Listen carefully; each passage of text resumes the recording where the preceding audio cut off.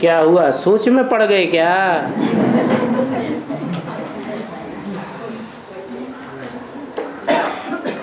बाबा, हाँ जी। राजा बनना अच्छा है या सावकार बनना अच्छा है? राजा बनना अच्छा है या सावकार बनना अच्छा है? बाबा तो कहते हैं 16,000 की माला में जाने से तो अच्छा है साहूकार बन जाओ। बड़े बड़े जो साहूकार बनते हैं वो जरूर है संगम युग में बहुत कुछ धन अर्पण किया होगा, स्थूल धन भी खूब अर्पण किया होगा और सूक्ष्म ज्ञान धन भी खूब अर्पण किया होगा।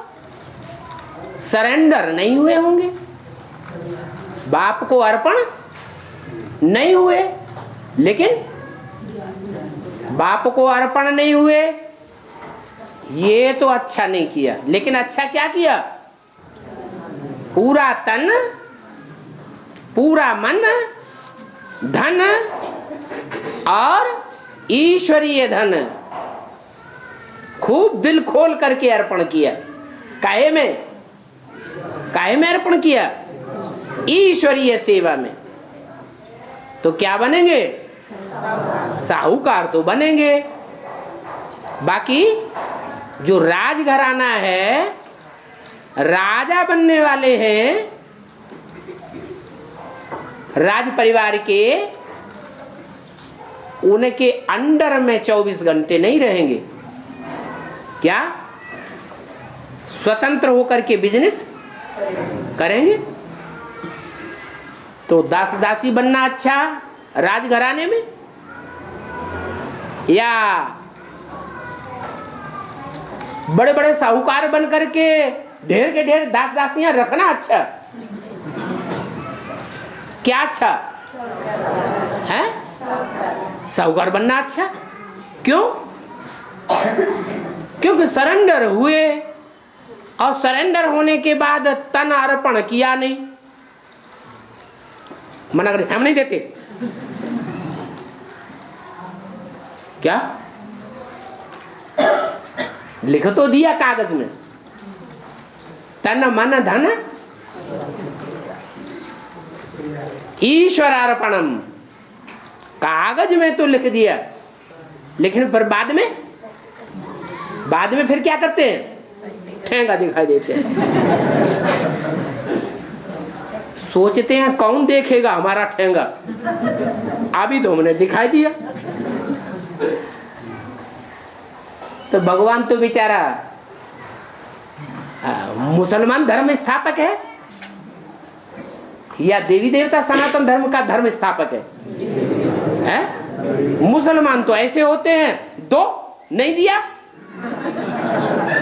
तो सर धड़ से अलग कर देते हैं। दुनिया में भी मनुष्य ऐसे होते हैं कि नहीं? अगर उनकी काम की आस पूरी नहीं, काम माने इच्छा, कोई भी इच्छा की पूर्ति नहीं हुई तो क्या करते हैं? कामेषु क्रोधेषु हो जाते हैं। अब बाप तो ऐसा नहीं है। कैसा? जैसे दुनिया में मनुष्य होते हैं कि काम की आस पूरी नहीं हुई, कोई भी कामना हो, छोटी हो या बड़ी हो, तो क्रोध में आ जाएगा। दुनिया में तो हत्या भी कर देते हैं, करते कि नहीं? हत्याएं भी कर देते हैं। नहीं तो फरक्काबाद के अखबारों में देख लो, 2, 4, 6, 8 सप्ताह के बाद जरूर ऐसी कोई खबर पड़ती रहती है। क्या किडनैप करके उठा के ले गए, जबरदस्ती की, नहीं मानी तो क्या किया? मार काट के और सड़क पे फेंक दिया, कुछ पता नहीं लगता। तो ऐसे ऐसे क्रोधी हैं। बाप तो ऐसा धारणा स्थापन करने वाला नहीं है, खुद ही ऐसी धारणा स्थापन करेगा तो फिर फॉलोअर जो हैं उससे ज्यादा बिगड़े हुए बनेंगे या अच्छे बनेंगे? और ज्यादा बिगड़े हुए बनेंगे। तो बाप तो आकर के देवता धर्म की स्थापना कराते हैं, और जो मनुष्य धर्म पिताएं हैं वो देवता नहीं बनाते हैं, दिव्य गुण धारण करना नहीं सिखाते हैं, देवताई धर्म स्थापन नहीं करते हैं, वो आसुरी धर्म स्थापन करने वाले हैं। तो बाप में और दुनिया वालों में बहुत फर्क है। और धर्म की स्थापना में पहली बात है स्वतंत्र रहो और स्वतंत्र रहने दो। स्वतंत्र रहेंगे इसका मतलब क्या हुआ है? निर्बंधन रहे, माने ईश्वर अर्पणम न होवे है, ये स्वतंत्रता। अरे खुद अर्पण हो जाए, खुद अर्पण हो जाए तो स्वतंत्र हो गए या परतंत्र हो गए? आत्मिक स्थिति। अरे ईश्वर के अर्पण हो गए, समर्पण पत्र लिख दिया, संसार के सामने लिख दिया। कोई कोई तो पहले खून से भी लिखते थे ना। तो वो अधीन होना अच्छा है या स्वाधीन होना अच्छा है? स्वाधीन होना अच्छा है, क्योंकि स्व माने आत्मा, मैं आत्मा, मैं ही सब कुछ हूं। I am Ishwar, I am God. मैं स्वेच्छाचारी हूं, मैं स्वेच्छाचारी बन करके रहूंगा। अगर भगवान भी उतर आए तो भी मैं उसके अधीन रहने वाला नहीं हूं। मेरी अकल से ही मेरी सदगति होगी। क्या मेरी सदगति कैसे होगी? मेरी बुद्धि से ही मेरी सदगति होगी। मैं और किसी की बुद्धि के सामने सर नहीं झुकाऊंगा।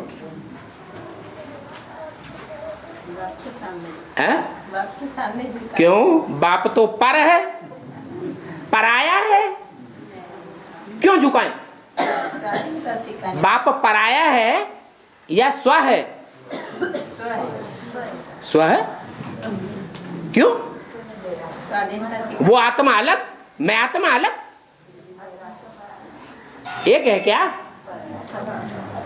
अरे बाप की आत्मा अलग है या एक ही है? बाप की आत्मा अलग और मैं आत्मा अलग। हाँ, ये कहो शिवोहम,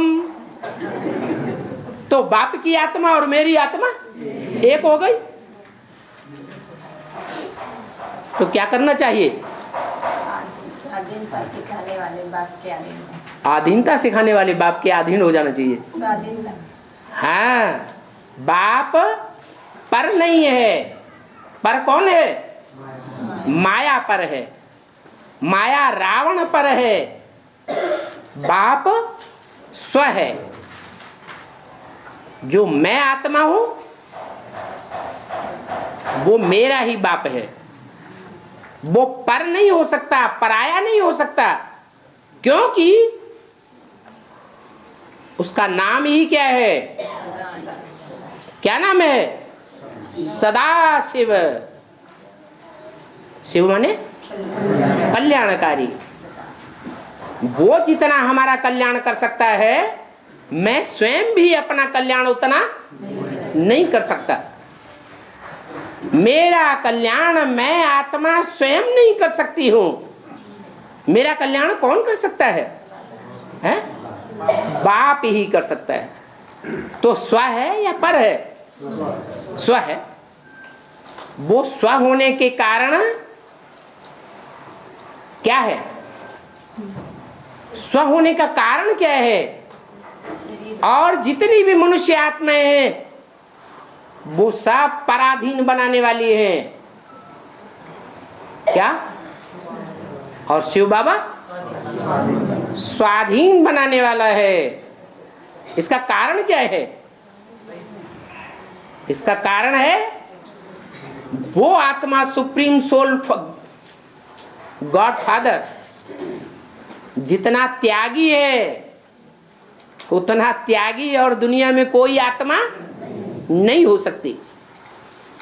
वो दाता है, हमको देता है, हमसे लेने की आस नहीं करता है। और दुनिया में कोई ऐसी आत्मा है? रामकृष्ण की आत्माएं हैं ऐसी जो सदा काल ऐसी बनकर के रहते हैं? नहीं, वो भी सदा काल ऐसी बनकर के नहीं रहती। जिनको जिनको अपना रथ है वो सारे के सारे ही क्या है? स्वार्थी है। इसलिए अगर बाप आया हुआ है ये बुद्धि में बैठा तो क्या करना चाहिए?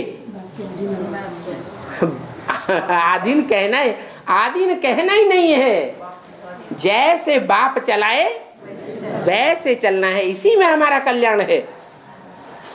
क्योंकि साहूकार भी बन जाएंगे बड़े से बड़े तो राजा के कंट्रोल में रहना पड़ेगा कि नहीं रहना पड़ेगा? है? राजा जब चाहे तो राज्य के कल्याण के लिए साहूकार की सारी संपत्ति ले सकता है या नहीं ले सकता है? ले सकता है। आज भी ये परंपरा चल रही है। शहर हैं, कस्बे हैं, गांव हैं, गलियां और रोड बनी हुई है, जनसंख्या बढ़ती जा रही है। तो चाहे गांव का गली हो, चाहे कस्बे का रोड हो और चाहे बड़े शहर का रोड हो, वो अगर बढ़ाने की जरूरत पड़ती है और किसी का मकान रोड के ऊपर खड़ा हुआ है तो सरकार का आदेश होगा कि ये मकान हटाया जाए। तो हटाना पड़ेगा या नहीं हटाना पड़ेगा? है? हटाना पड़ेगा। राजा राजा होता है और प्रजा प्रजा होती है। प्रजा को अधीन ही रहना पड़ेगा। राजा स्वाधीन होता है। जो सदा स्वाधीन रहने वाला है वो बाप उसे बनाने वाला है। स्वाधीन बाप के स्वाधीन बच्चे राजा बनते हैं। तो मुरली में तो ये कह दिया क्या 16,000 की लिस्ट में आकर जाकर के दास दासी बने, उससे तो अच्छा है साहूकार प्रजा बन जाए। लेकिन ये 16,000 में से सबके लिए कह दिया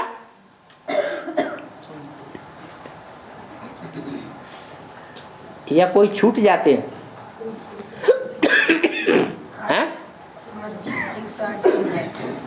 108 छोड़े हुए हैं। क्या कहा?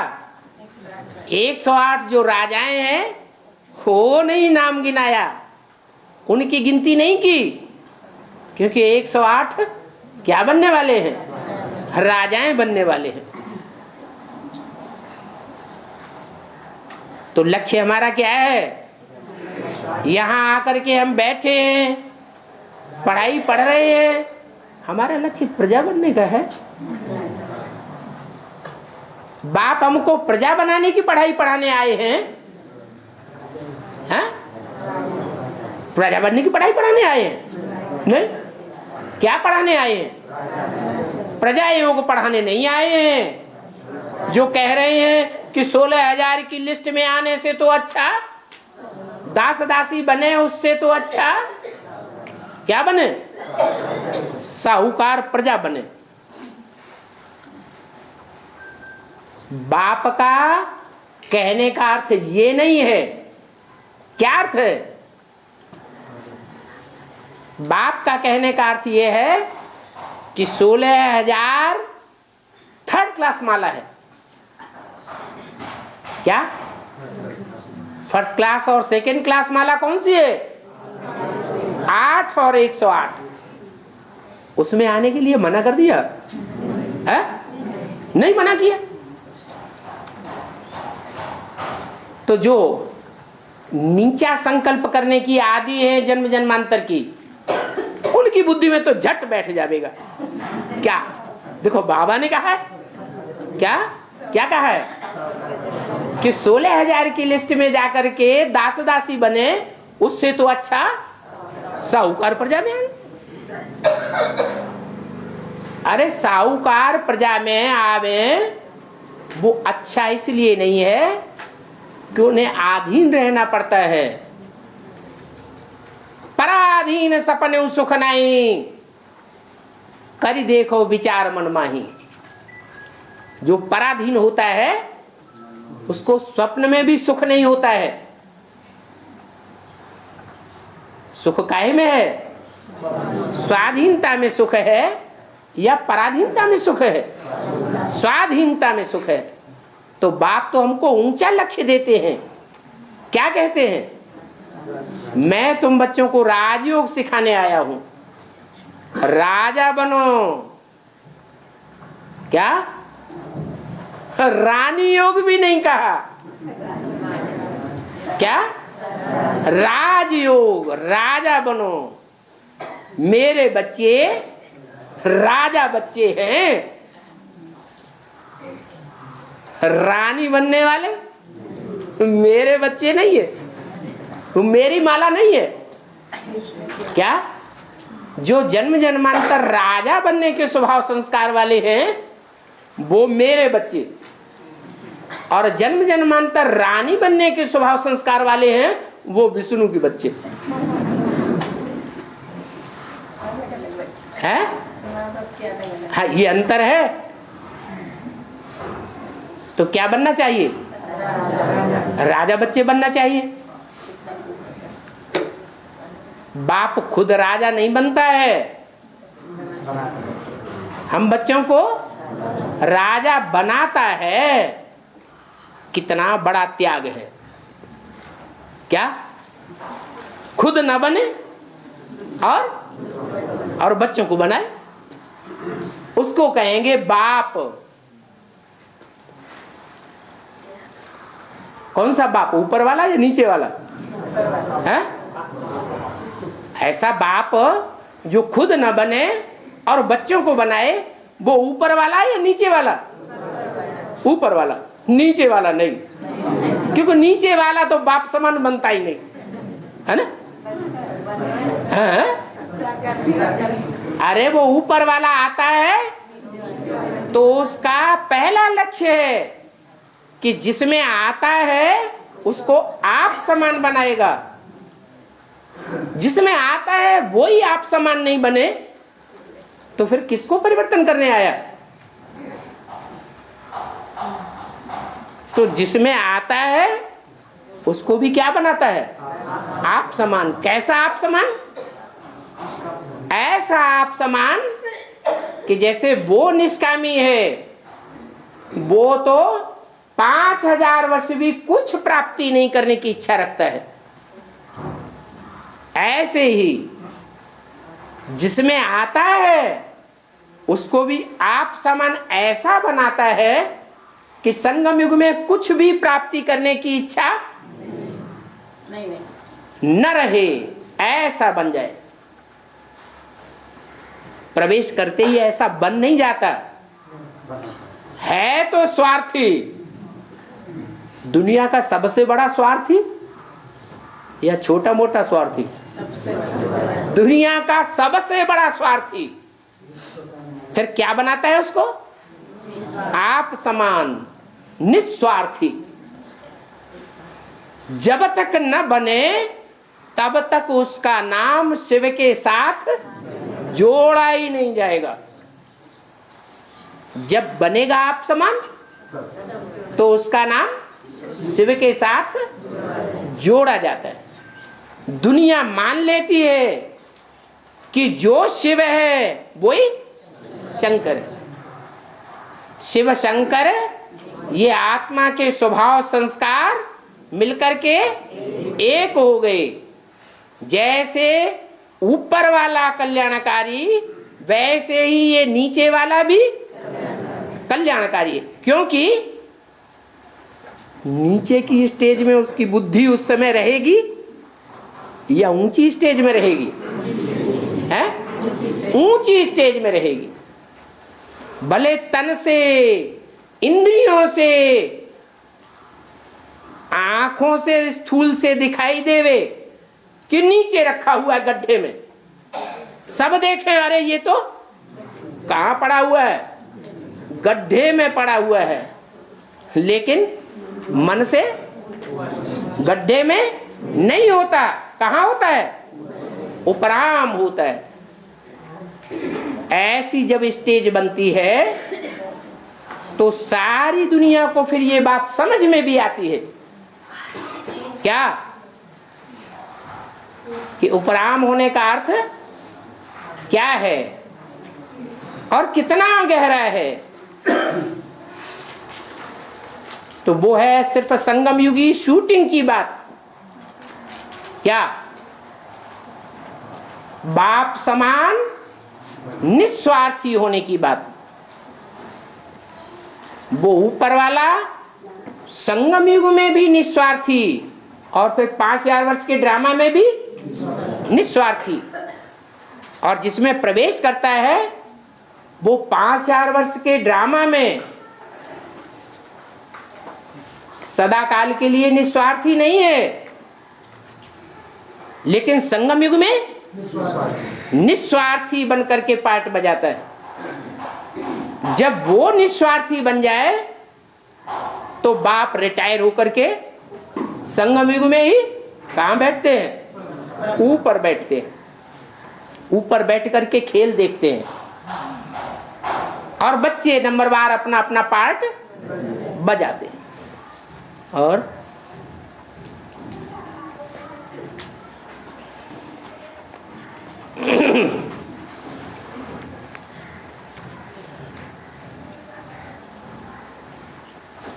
बाबा द्वापर युग से जो बड़े बड़े राजा होकर गए, जैसे झांसी की रानी, महाराणा प्रताप, ये लोगों को तो लड़ाई ज्यादा करनी पड़ती है ना, तो दुख भी ज्यादा है, लड़ाई भी करते हैं। हाँ, तो ज्यादा झेलना पड़ता है। हाँ, क्या करना पड़ता है? लड़ाई लड़ना पड़ती है। हाँ, दुख भी होना पड़ता है। तो दुख भी होना पड़ता है, दुख भी होता है। संघर्ष ज्यादा करते हैं ना उधर के साथ, संघर्ष। एक दुख होता है तन का और एक दुख होता है मन का। भगत सिंह जब फांसी पे चढ़ाया गया तो वो तन से दुखी हुआ या मन से दुखी हुआ? है? तन से दुखी हुआ। दुनिया ने देखा कि तन फांसी पे चढ़ाया गया, लेकिन फांसी पे चढ़ाए हुए होते हुए भी अंत समय में उनकी बुद्धि में खुशी भरी हुई थी या दुख भरा हुआ था? तो ऐसे ही जो भी राजाएं हैं देश की रक्षा के लिए, भारत माता की रक्षा के लिए, भारत की रक्षा के लिए प्राण अर्पण करते हैं, देह त्याग करते हैं, उनको खुशी होती है मन की या तन की? मन की खुशी होती है। तो आत्मा सुखी दुखी होती है या शरीर सुखी दुख होता है? तो असली सुख और दुख आत्मा का है या देह का है? आत्मा का है। तो जो आत्माभिमानी होते हैं वो आत्मा का सुख दुख देखेंगे, तो जो देह अभिमानी होंगे वो देह का सुख दुख देखेंगे।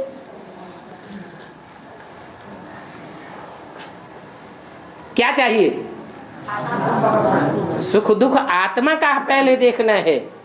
शरीर तो देखो या न देखो विनाशी है, वो तो आज है कल नहीं रहेगा। और आत्मा तो अविनाशी है। अविनाशी आत्मा का सुख दुख देखेंगे तो जन्म जन्मांतर सुखी रहेंगे, और देह का सुख दुख देखेंगे तो अल्पकाल की प्राप्ति करेंगे, सदा काल की प्राप्ति नहीं होगी।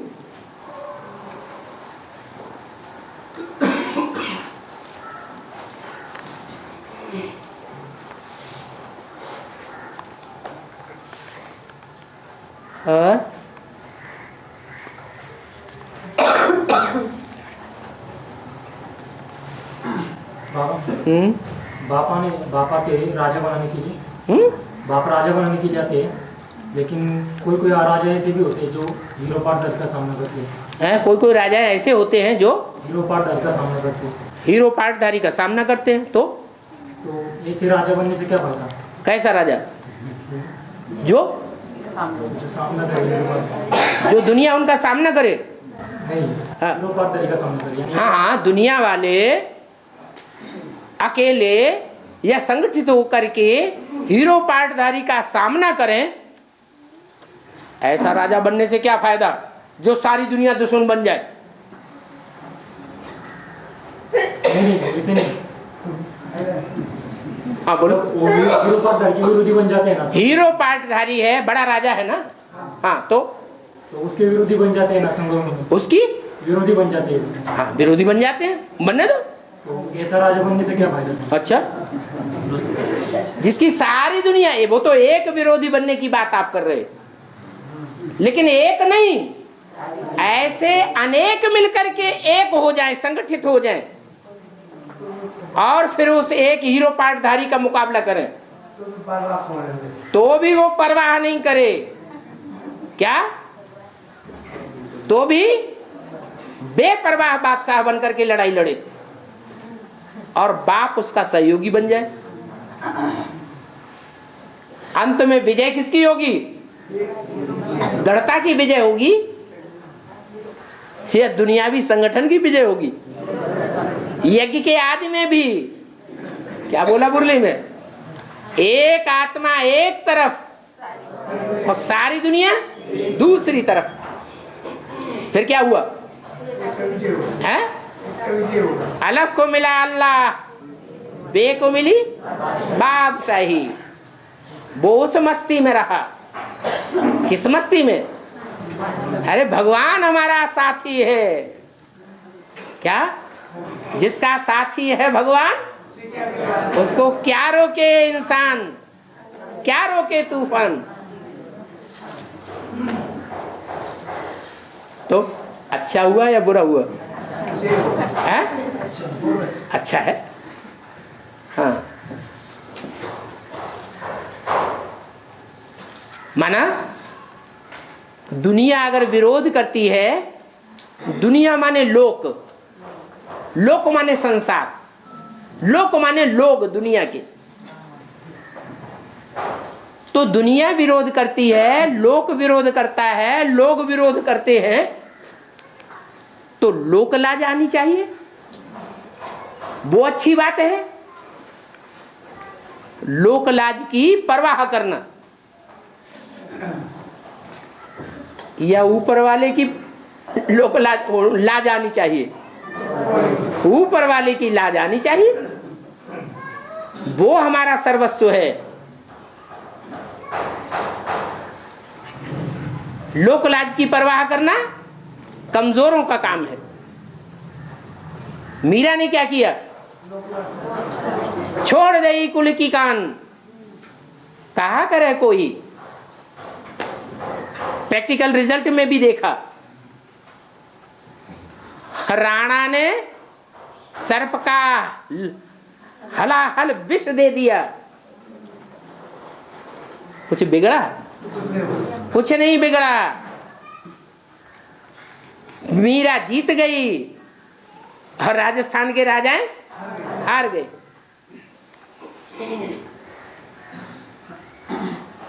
ये संगम युग में भी ये परीक्षा होती है एक एक आत्मा की, कि भस्म होने वाली दुनिया की लोक लाज कितनी करते हैं और भगवान की लाज कितनी करते हैं। लोक लाज में मरना अच्छा या भगवान की लाज करना अच्छा? अरे ये दुनिया तो भस्म होने वाली है। भगवान ने तो हमारी आंखों के सामने नई दुनिया खड़ी कर दी। उस नई दुनिया की जो सामने खड़ी है, उसकी लोकलाज की कोई परवाह नहीं, और भस्म होने वाली दुनिया की लोकलाज इतना सताती है। हाय ये क्या कहेंगे, हाय ये क्या कहेगा। हम नहीं ऐसा कर सकते।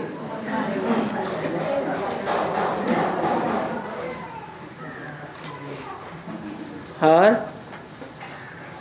बाबा अष्टदेव और श्री कृष्ण जो बच्चा है बच्चा हैं? बच्चा अष्टदेव और कृष्ण बच्चा। हाँ बेटा ना जब अष्टदेव कृष्ण बच्चा लास्ट के दो 7-8 नंबर के जो अष्टदेव है, 7-8 नंबर का अष्टदेव है, हाँ। समान होता है, उनके समान होता है।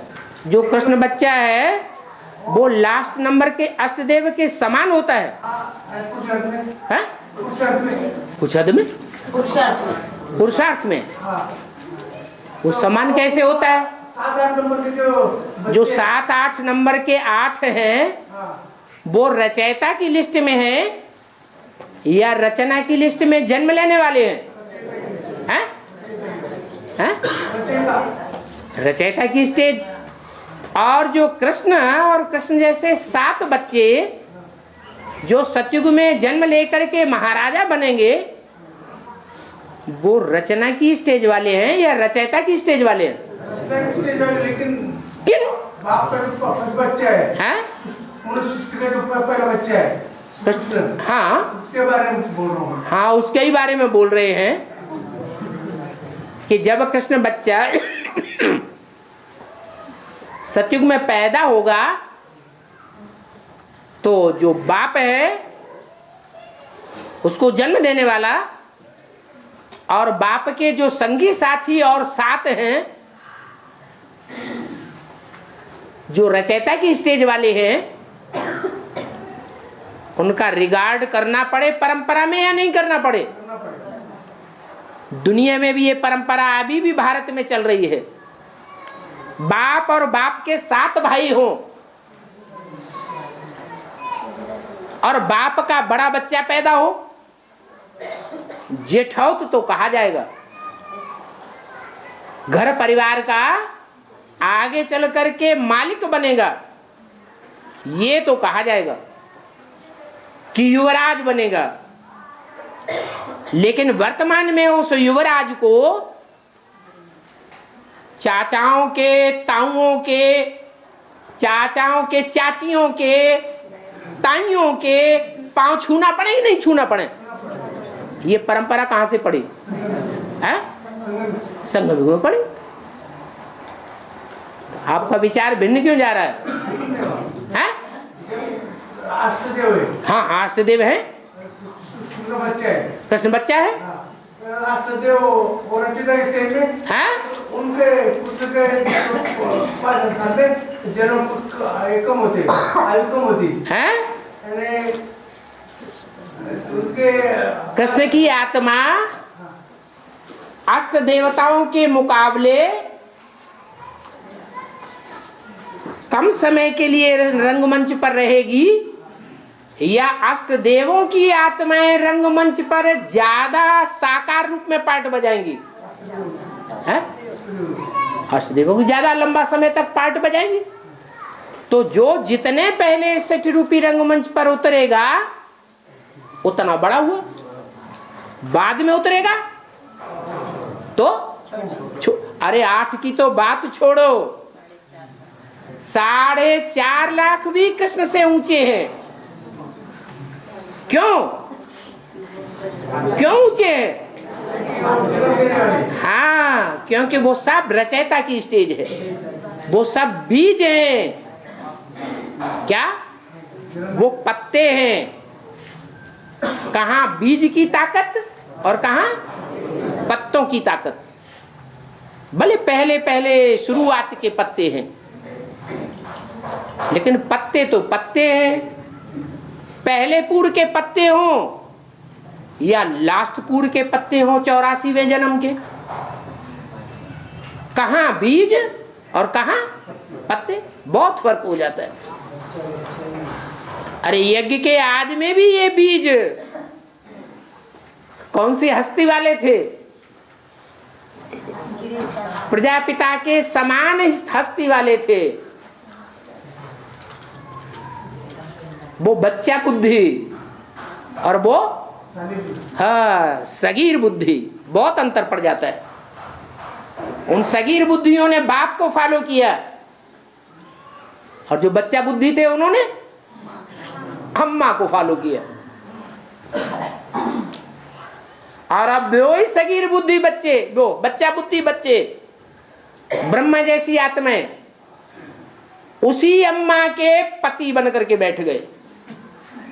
अब उस पर सवार होते हैं और उसको अपनी अकल के अनुसार चलाते हैं। माता के क्या बन गए? पति परमेश्वर बन गए। कितना जुल्म हो रहा है। अब तुम्हारी बुद्धि में क्या है? और बाबा सभी के जूते बेर राम ने खाए और लक्ष्मण ने फेंक दिए हैं?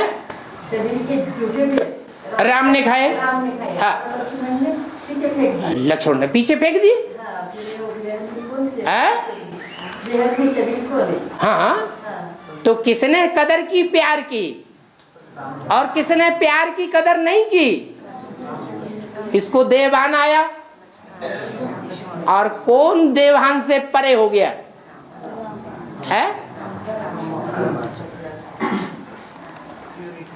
प्यार में सब कुछ डूब जाता है। क्या? प्यार ऐसी चीज है, प्यार सागर है। जैसे ज्ञान सागर है वैसे प्यार भी सागर है। और बाबा आर्गस्तान में 100-200 के अंदर तेल निकला है। आर्गस्तान में तेल निकला है। आर्गस्तान में, अरबस्तान में तेल खान, तेल की खान निकली। हाँ अभी वहाँ ज्ञानजल नहीं, है? ज्ञानजल नहीं, पानी नहीं वहाँ। हाँ इसे वेद में क्या है? तेल निकलता है। पानी नहीं। तेल मशीनों में काम आता है। क्या? तेल जो है काहे में काम आता है? मशीनरी में काम आता है। पानी काहे में काम आता है? तेल जड़ मशीनरी में काम आता है और पानी चैतन्य मशीनरी है, जो भगवान की कुदरती बनाई हुई मशीनरी है, उसमें काम आता है। कौन सी ऊंची चीज है? पानी की ऊंची कीमत है। लेकिन लोगों को इस बात का पता नहीं है कि ज्ञान जल कितनी कीमत रखता है। वही तेल भारत में आकर के रिफाइन किया जाता है। क्या? तेल कहाँ रिफाइन होता है? भारत में आकर के रिफाइंड होता है। वो तेल यहाँ रिफाइंड होता है तो उसका एक रूप है जो डीजल कहा जाता है। क्या?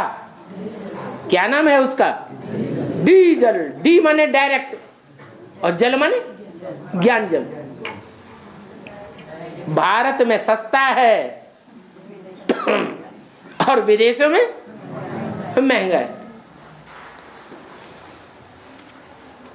तो ये स्थान स्थान का फर्क हो जाता है। जो तेल है वो शुद्ध चीज है या अशुद्ध चीज है? वो अशुद्ध चीज है। तेल के मुकाबले घी शुद्ध चीज है। तेल तेल है, याद का घृत नहीं है। याद का घृत बहुत ऊंची चीज है। उसमें भी गौ घृत बहुत ऊंची चीज मानी जाती है। क्या? नहीं तो जहां तेल की खान है वहां बकरियों का घृत तो बनता होगा, लेकिन गौ घृत नहीं मिलता है। गांधी जी क्या पसंद करते थे? हैं? बकरी का दूध पीते थे, बकरी का घी खाते थे। होना क्या चाहिए? अरे भारत में जब गैया मिल रही हैं तो गाय का घृत खाना चाहिए। गाय भारत का ऐसा प्राणी है जो भारत में पूजा जाता है। क्या? क्यों पूजा जाता है? क्योंकि भाव स्वभाव से दिव्य गुण धारण करने वाली है, सीधी साधी है। जिंदगी भर के लिए जिस खूंटे से भारत की गौओं को बांधा जाता है, जीवन भर वहीं बंद करके रहती है, अपने माँ बाप का नाम बदनाम नहीं करती। विदेशों में ऐसा नहीं होता है। तो गाय से प्यार करना चाहिए, बकरी से प्यार करना चाहिए या भैंस से प्यार करना चाहिए? गाय से प्यार करेंगे तो वाइब्रेशन कुछ और बनेगा, भाव स्वभाव संस्कार दिव्य बनेंगे। और भैंस से प्यार करेंगे तो बुद्धि क्या बनेगी? भैंस बुद्धि बनेगी।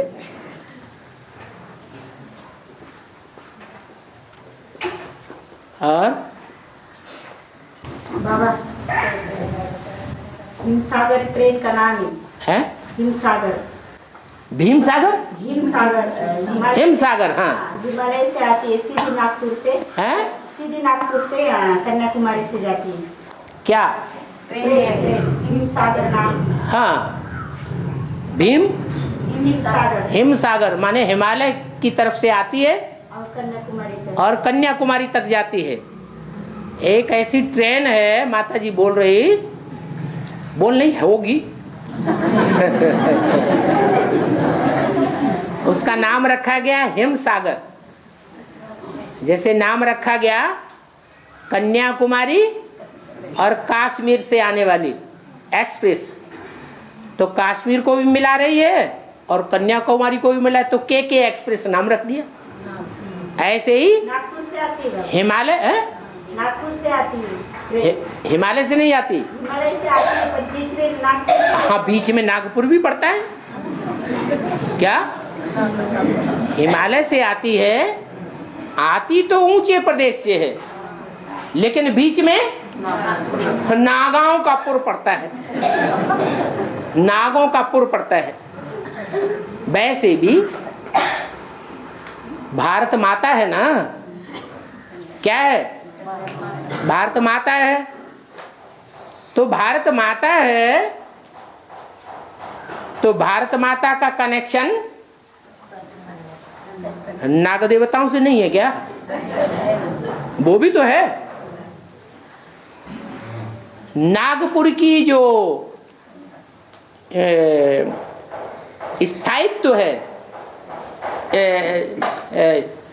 स्थिरता है, जो नागपुर शहर दिखाया गया, वो भारत के मध्य भाग में दिखाया गया है या एक तरफ दिखाया है? मध्य भाग में दिखाया गया। नाम रख दिया नागपुर। कौन सा पुर? नागपुर। माना भले हिमसागर से आती है वो एक्सप्रेस, एक्सप्रेस माने संकल्पों की ट्रेन। वेद में क्या अर्थ हुआ? ऐसे संकल्पों की ट्रेन जो आती है हिमसागर से। हिम माने बर्फ और सागर माने सागर। तो हिमसागर कौन सा हुआ है?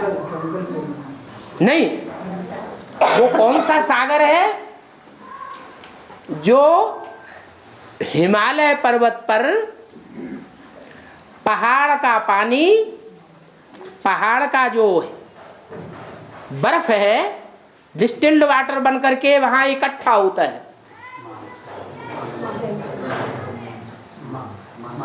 मानसरोवर। वहां से वो संकल्पों की ट्रेन चली तो शुद्ध है या अशुद्ध संकल्प है? शुद्ध संकल्पों की ट्रेन आती है। माना सतयुग त्रेता तक कैसे संकल्प रहते हैं? शुद्ध संकल्प चलते। फिर कहां से गुजरती है? नागपुर से। तो नागपुर से जब गुजरेगी तो नागलोक वालों के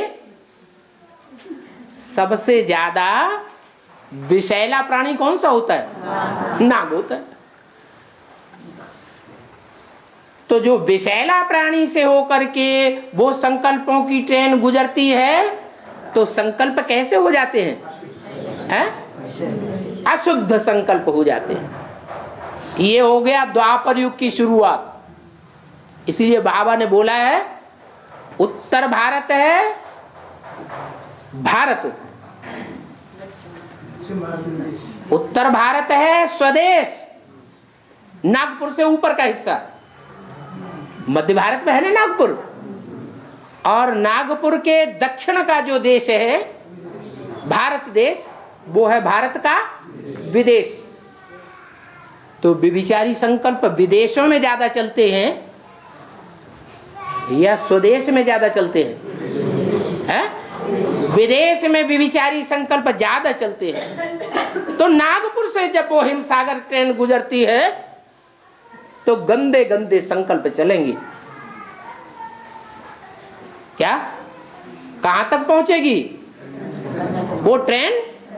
गंदे संकल्पों वाली चलते चलते चलते कहां तक पहुंचे? कन्याकुमारी तक पहुंचे। तब जाकर के सागर के नजदीक पहुंचेगी। तो सागर में संकल्पों का विलय हो जाएगा। तो कन्याकुमारी तक पहुंचना अच्छी बात हुई, खराब बात हुई है? ब्राह्मणों की दुनिया में भी ये हिमसागर एक्सप्रेस चल रही होगी या नहीं चल रही होगी? है चल रही है। पहले ज्ञान सतो प्रधान सतो सामान्य था और अब तमो प्रधान होता जाता है। जैसे जैसे नागों को धारण करने वाला कौन है? शंकर जी। उसका पार्ट लोगों के बीच में क्लियर होता जाता है। क्लियर हो रहा है या मति भ्रम पैदा हो रहा है? क्लियर हो रहा है। क्लियर हो रहा है तो निश्चय बुद्धि बनना चाहिए, और मति भ्रम पैदा हो रहा है तो अनिश्चय बुद्धि होना चाहिए। तो क्या हो रहे हैं अभी? अनिश्चय बुद्धि हो रहे हैं। कभी बाप के ऊपर निश्चय बैठता है और कभी विपरीत संकल्प चलते हैं। तो जैसे जैसे वो संकल्पों की ट्रेन आगे बढ़ती जाती है, वैसे वैसे नागपुर से होती हुई वो ट्रेन जब आगे बढ़ती है तो विदेशीयता की तरफ बढ़ती है। आखिरी में कौन से प्रदेश में पहुंचती है? उस प्रदेश का नाम क्या है? हाँ, ऐसा प्रदेश है जो हिंदी का नाम लेना भी पसंद नहीं करता। क्या? हिंदुस्तान और हिंदी के नाम से ही नफरत। सभी प्रदेशों में हिंदी पढ़ाई जाती है और वहां प्राइमरी स्कूल में भी हिंदी नहीं पढ़ाएंगे। हिंदी का कोई प्रचार प्रसार नहीं। इतनी नफरत भरी हुई है। नाम क्या है प्रदेश का? तमिलनाडु। क्या तुम हमसे नहीं मिलते तो हम तुमसे नहीं मिलते। तुम हमको प्यार करोगे तो हम तुमसे प्यार करेंगे। अगर तुम भगवान से प्यार करोगे, भगवान से सच्चा प्यार करोगे, अरे भगवान इस सृष्टि पर आया हुआ है कि नहीं? आया हुआ है। तो अगर तुम भगवान से सच्चा प्यार करोगे, एक भगवान दूसरा ना कोई, और मेरे से नहीं करोगे तो हम तुमसे नहीं मिलते। हम तुमसे बात भी नहीं करेंगे। बात करने के लिए भाषा चाहिए, हमें तुम्हारी भाषा भी नहीं चाहिए। एकदम विरोधी। ऐसे स्टेट से वो संकल्पों की ट्रेन गुजरती है, उसका नाम क्या रखा है? हिमसागर का एक्सप्रेस। तो फिर अंजाम क्या होगा? अगर ऐसा ही चलता रहा तो अंजाम अच्छा होगा या बुरा होगा?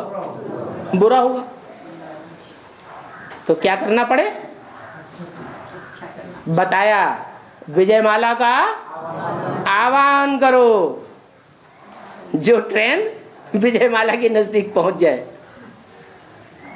क्या कन्याकुमारी के नजदीक पहुंचेगी तो सारी की सारी ट्रेन शुद्ध संकल्पों वाली बन जाएगी और सागर से मेल हो जाएगा।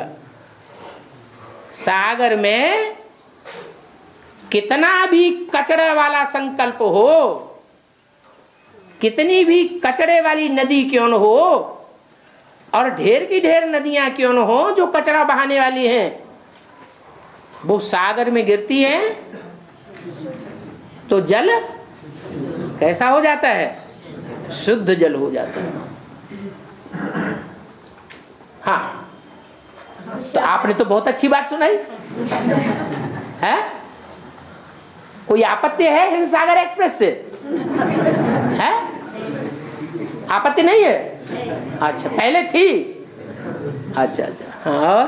और दुष्यंत राजा की पत्नी है, दुष्यंत राजा की पत्नी दुष्यंत की पत्नी शकुंतला। हाँ, तो उसने मछली हड़प कर दी। है? मछली सोने की अंगूठी, उसकी अंगूठी को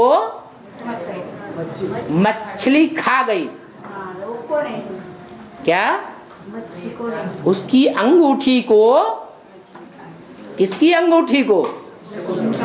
शकुंतला की अंगूठी को मछली ने हप कर लिया।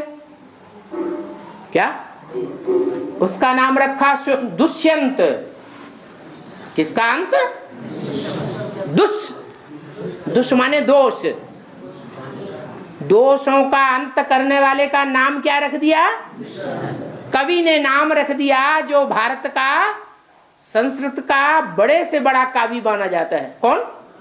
कालिदास। उसने नाम रखा हीरो का दुष्यंत, दोषों का अंत करने वाला राजा। और उसकी जो प्रसिद्ध पत्नी हुई उसका नाम क्या रखा? शकुंतला। क्या नाम रखा? शकुंतला। शकुनी, शकुनी माने पक्षी, जो ज्ञान योग के पंखों से ऊंचा उड़ने वाला होता है। उस ज्ञान योग के पंखों से उड़ने वाली शकुनी पक्षी के तले में रहने वाली, छाया में रहने वाली, उसका नाम शकुंतला। वो पक्षी का नाम शास्त्रों में क्या दिया गया है? जिसके तले में वो पली, उद्धार हुआ, रक्षण लिया तो उद्धार हुआ। किसने जन्म दिया? अरे, उसको जन्म किसने दिया? अरे भूल गए। शकुंतला को जन्म देने वाली थी मेनका। कौन? मैन माना मुखिया, मुख्य, और का माने क्या। उसके नाम लेने से ही प्रश्न पैदा होता है। क्या? मेनका, ये मुख्य है क्या? जैसे बाबा बोलते अमेरिका, आ मेरे का, आओ तुम मेरे हो क्या या माया के हो? तो ऐसे ही नाम क्या रखा? मेनका। माना वो मुख्य नहीं है। नाम तो लिया जाता है मेनका का बहुत, लेकिन ज्ञान योग के पंखों से उड़ने वाली परियों में वो मुख्य नहीं है। क्यों? क्यों मुख्य नहीं है? इसलिए मुख्य नहीं है कि उसने जो बड़ा ऋषि था महर्षि विश्वामित्र, उसको भी नीचे गिरा दिया। किसके आदेश पर है? राजा इंद्र के आदेश पर उसको नीचे गिराने की निमित्त बन गई। किसी की बात नहीं मानी। कोई ने कितना भी समझाया हो, भले समझाने वाला साप भी दे दे तो उस साप की भी उसने परवाह नहीं की। तो अच्छी बात नहीं मानी और बुरे को फॉलो कर लिया, तो मुख्य पार्ट वाली कही जाएगी या गौण पार्ट बजाने वाली हुई? गौण पार्ट हो गया। तो ऐसी मेनका की पुत्री है जो बड़ी स्वार्थी थी मेनका। क्या? कैसी स्वार्थी? कि जिंदगी का सुख तो ले लिया विश्वामित्र के साथ, और सुख लेने के बाद जो रचना हुई पैदा, उस रचना की उसने परवाह नहीं की। तो नीच कोटि की माता है या उच्च कोटि की माता है? नीच कोटि की माता हो गई। तो मेनका नाम रखा गया उसका। प्रश्न पैदा हो गया। उस मेनका की पुत्री शकुंतला, और शकुंतला की अंगूठी क्या किसने दी? राजा दुष्यंत ने उसको वो अंगूठी दी यादगार में। किसी से मिलते हैं ना तो कुछ न कुछ सौगात देते हैं कि याद बनी रहे। तो राजा दुष्यंत ने वो अंगूठी दे दी। कारण अकारण स्नान करते समय वो अंगूठी निकल गई, हाथ से निकल गई है, हाथ से निकल गई और वो किसके मुंह में पड़ी है? मछली के मुंह में पड़ गई।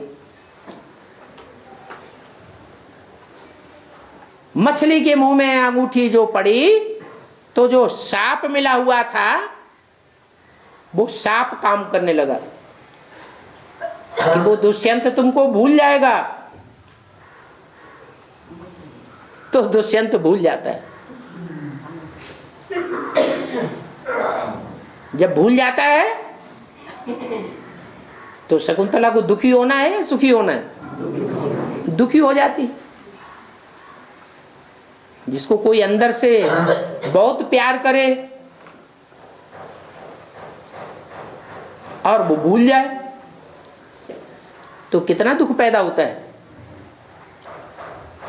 बाद में कारण अकारण वो अंगूठी किसी मछुआरे के द्वारा राजा को मिल गई। जैसे ही राजा को वो अंगूठी मिलती है, राजा प्रफुल्लित हो जाता है। क्या?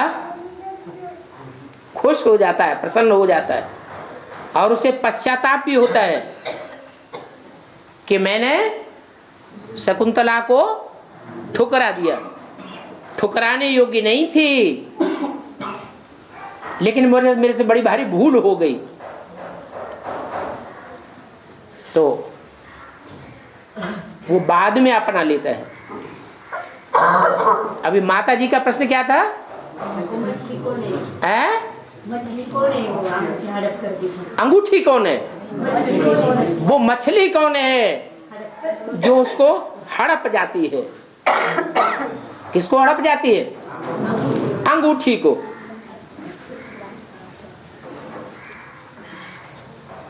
अब अंगूठी और वो मछली चैतन्य ही होगी या जड़ होगी? चैतन्य ही होगी।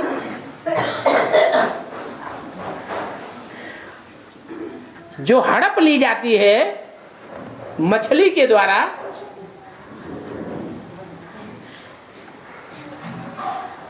वो बेसिक में होगी या एडवांस में होगी?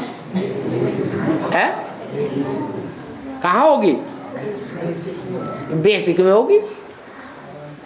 वो हड़प ली गई। जब प्रत्यक्ष होगी तो दुष्यंत को भी स्मृति आ जाएगी। दुख देने वाली की स्मृति आती है या सुख देने वाली की स्मृति आती है? हैं? सुख देने वाली की स्मृति आ जाती है।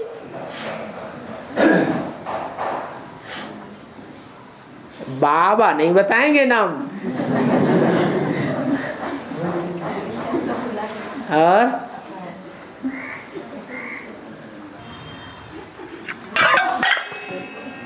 छोड़ दो छोड़ दो छोड़ दो। हाँ। और दुष्यंत तो भूला नहीं ना शकुंतला। है? दुष्यंत कहाँ भूला है शकुंतला? दुष्यंत भूला नहीं भूला। बार बार बोल रहा है याद करो। है? उसका आह्वान करो, आह्वान करो। किसका आवाहन करो? विजय वाला का। वो शकुनी तला के है, उसके नीचे पली है, उससे पैदा हुई है। मेनका से पैदा हुई। मेनका तो है। मेनका मैन है। आपकी कुछ गलतफहमी हो गई। मेनका कौन है जिसके लिए प्रश्न चिन्ह पैदा हो गया? कुमार का दादी मेनका। वो आधार मूर्त मेनका या बीज रूप मेनका है? आधार मूर्त है। उससे भी बड़ा कौन है? बीज रूप है। बीज रूप में कोई है मेनका जो पहले निकलती है एडवांस में, और एडवांस में निकलने के बाद उससे प्रभावित होकर के कौन निकलती है?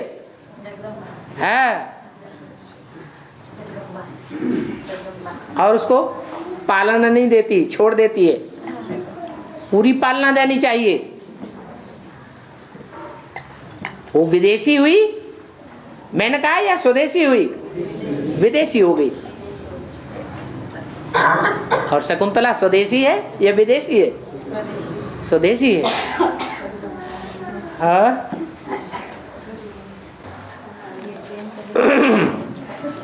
बाबा चाणक्य का सीरियल है, उसमें एक वाक्य आया है, उत्तिष्ठ भारत। उसका मतलब क्या है?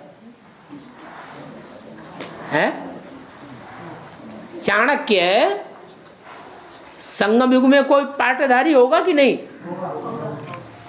है? कौन है? कौन सा बाप? ऊपर वाला नीचे वाला? है? अरे उठाने वाला। उत्तिष्ठ माने उठो। उत्तिष्ठ माने क्या? उठो। तो उठाने वाला कौन सा बाप है? ऊपर वाला है।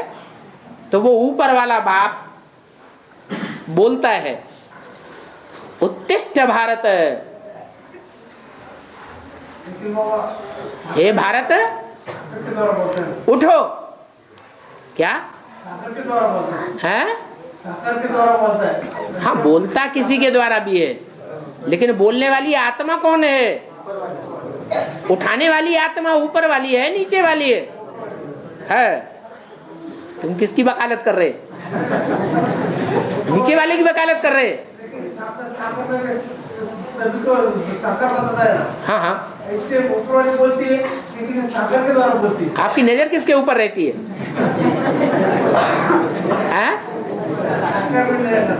आपकी नजर किसके ऊपर रहती है? दोनों के ऊपर है? आप बेबिचारी याद में रहते हैं या बेबिचारी याद में? हाँ, बाप तो दो हैं, लेकिन बोलने वाली, आपको आर्डर देने वाली आत्मा उठो, वो कौन है? हाँ, ऊपर वाला है।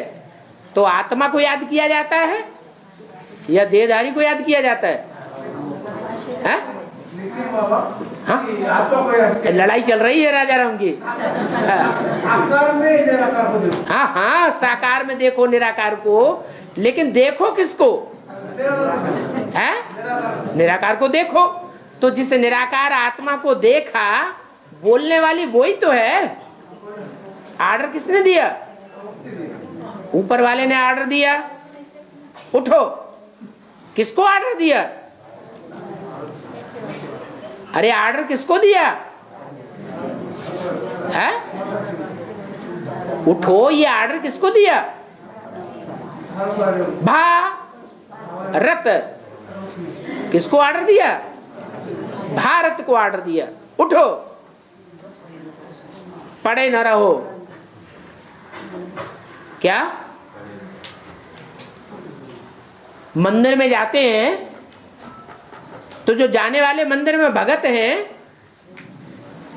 वो ऊपर वाले शिव बाबा को देखते हैं या नीचे वाले लिंग को देखते हैं? किसको देखते हैं? उनकी बुद्धि में क्या है? नीचे वाला है। तो घंट बजाते हैं, उठो हम आ रहे हैं।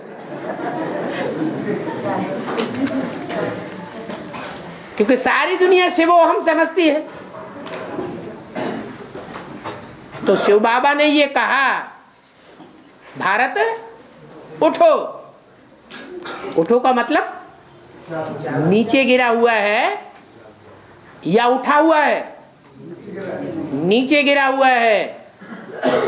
अभी उठ खड़े हो जाओ, बहुत ढेर सारा काम करना है। तो यही बात चाणक्य में आई है। जो गुरु है वो चाणक्य बोलता है, भारत उठो। उठो को मतलब दिव्य गुणों की धारणा में उठो, राजयोग की पढ़ाई में ऊंचे उठो, ज्ञान की बातों की प्रैक्टिकल धारणा में ऊंचे उठो, और ईश्वरीय सेवा में भी ऊंचे उठो।